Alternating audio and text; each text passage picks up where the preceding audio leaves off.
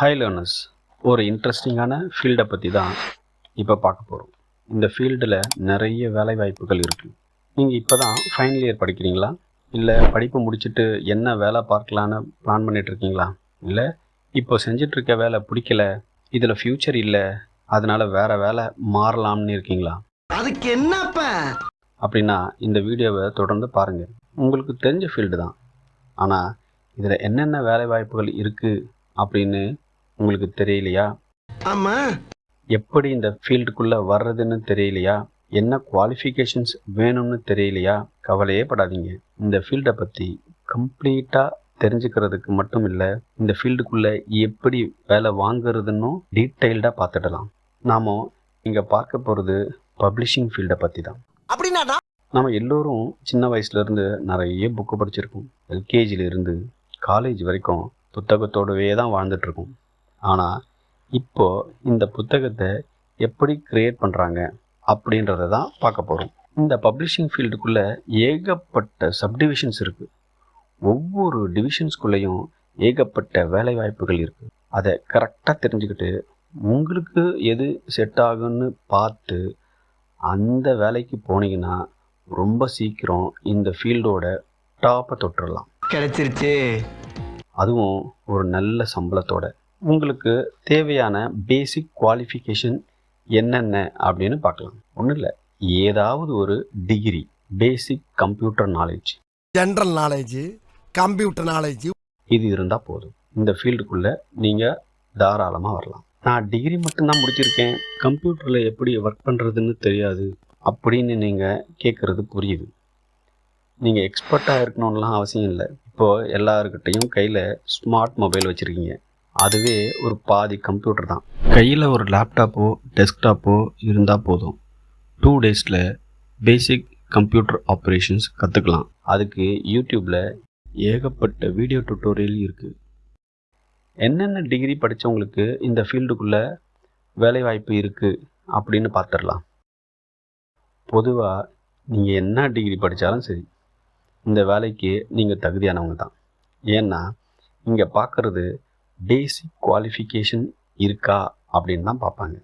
மேலும் பப்ளிஷிங் ரிலேட்டடாக BE, diploma courses இருக்குது. இதெல்லாம் ஒரு அடிஷ்னல் குவாலிஃபிகேஷனாக இருக்கும். இந்த ஃபீல்டில் என்னென்ன டிபார்ட்மெண்ட் இருக்குன்னு பார்க்கலாமா? என்கிட்டயும் சொன்னானுவலே. இதில் ஆர்டர் படி பார்த்தீங்கன்னா ஆரம்பமே ப்ராஜெக்ட் மேனேஜ்மெண்ட் தான். ஒரு ப்ராஜெக்டோட கம்ப்ளீட் ரெஸ்பான்சிபிலிட்டி இந்த ப்ராஜெக்ட் மேனேஜ்மெண்ட்டை சேர்ந்த ப்ராஜெக்ட் மேனேஜருக்கு தான் இருக்குது. ப்ராஜெக்ட் மேனேஜர் தான் கிளையண்ட்டோட கம்யூனிகேட் பண்ணுறவர். கிளையண்ட்டோட கம்யூனிகேஷன் இவர் மூலமாக தான் நடக்கும்.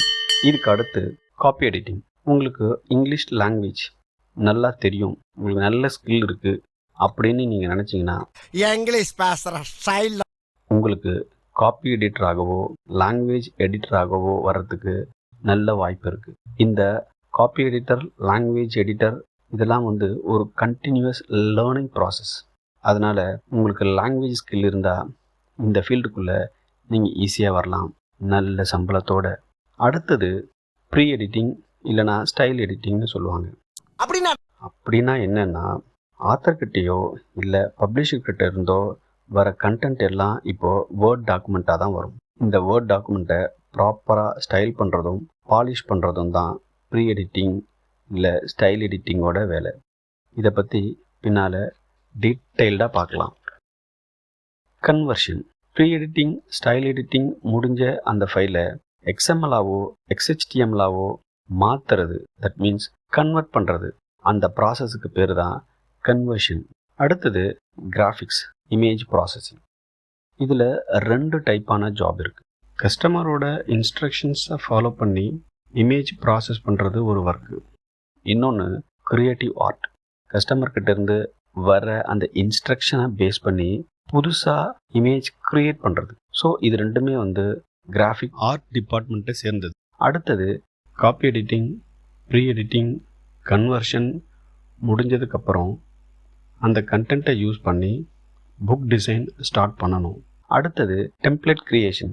இது என்னென்னா, பேசிக் டிசைன் லேஅவுட் தான் டெம்ப்ளேட்.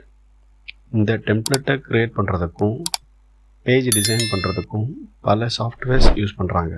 உதாரணத்துக்கு பார்க்கணுன்னா InDesign, Quark Express, 3B2, PageMaker, LaTeX இப்படி ஏகப்பட்டது இருக்குது. பல சாஃப்ட்வேர்ஸ் டூ எக்ஸ்பென்சிவ். ஃப்ரீ சாஃப்ட்வேரும் இருக்குது. கிளையண்ட் கிட்டேருந்து நமக்கு ஒரு சாம்பிள் இல்லை இன்ஸ்ட்ரக்ஷன் வரும். அதை பேஸாக வச்சு ஒரு இனிஷியல் லேஅவுட் டிசைன் பண்ணுவாங்க. இதை மேலே நான் சொன்ன அந்த சாஃப்ட்வேர்ஸை வச்சு தான் இந்த லேஅவுட் டிசைன் க்ரியேட் பண்ணுவாங்க. இதுக்கு பேர் தான் டெம்ப்ளேட் கிரியேஷன்.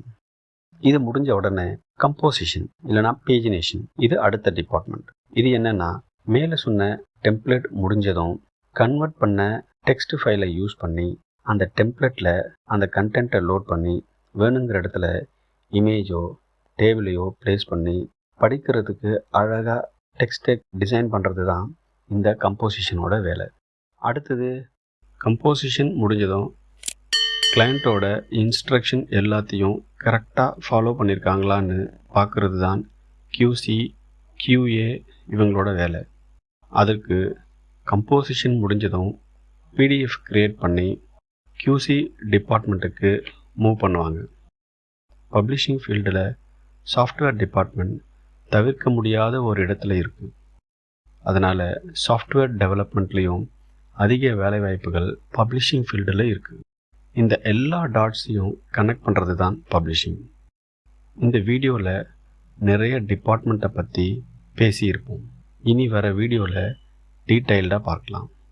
இந்த பப்ளிஷிங் ஃபீல்டில் எல்லாரும் யூஸ் பண்ணுற ஒரு சாஃப்ட்வேர் இருக்குது. இந்த சாஃப்ட்வேர் தெரியாமல் இந்த ஃபீல்டில் ஷைன் ஆகிறது ரொம்ப கஷ்டம். பில்டப்லாம் ரொம்ப பலமாக தான் இருக்குது அப்படின்றீங்களா? நானே சொல்கிறேன். அந்த wide usage software MS Word. Next வீடியோவில் MS Word பப்ளிஷிங் ஃபீல்டில் எப்படி யூஸ் பண்ணுறாங்கன்னு பார்க்கலாம்.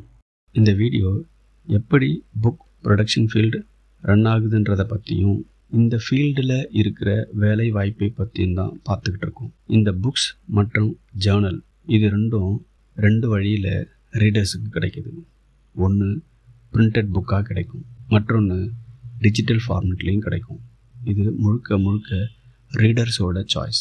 பிரிண்டட் புக்கை படிக்கிறது ஒரு தனி ஃபீல். அதே போல் டிஜிட்டல் புக்கை டிவைஸ் மூலம் படிக்கிறதும் வேறு மாதிரி ஃபீல்.